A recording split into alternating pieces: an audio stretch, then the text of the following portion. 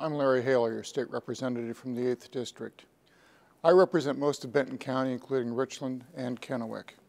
I'm reporting today from the 2012 legislative session here in Olympia. It's amazing how a little snow and ice can wreak havoc on a region that sees little of both most of the year. Without the snowplows and de-icers for roads, and with a population that doesn't quite understand how to handle these conditions, driving around town this past week was an adventure.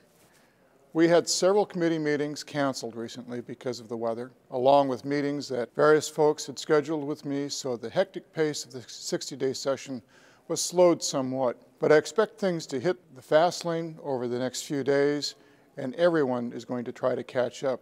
As you've probably read in the papers or heard recently in the news, the effort in Olympia to redefine marriage continues to gain steam.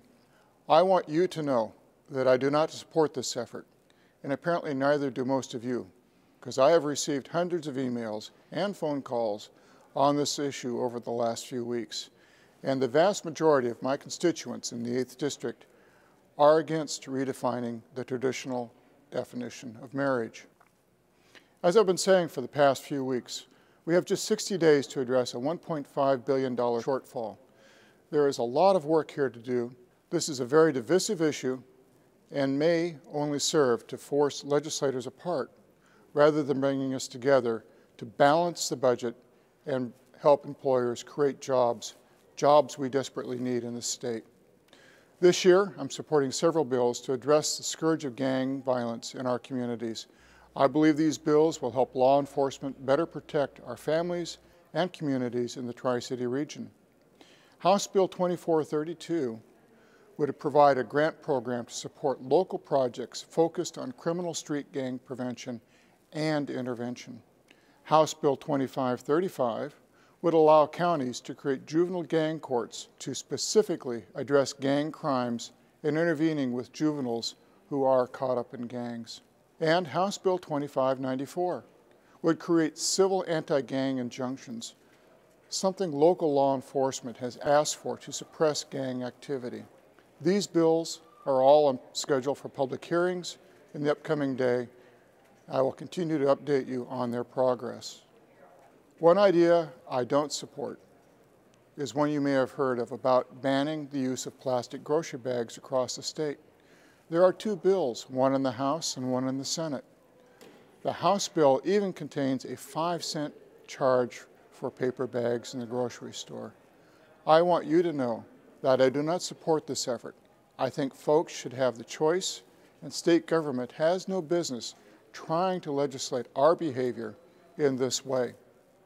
But I'd love to know how you feel about this. And finally, I have some positive news to report.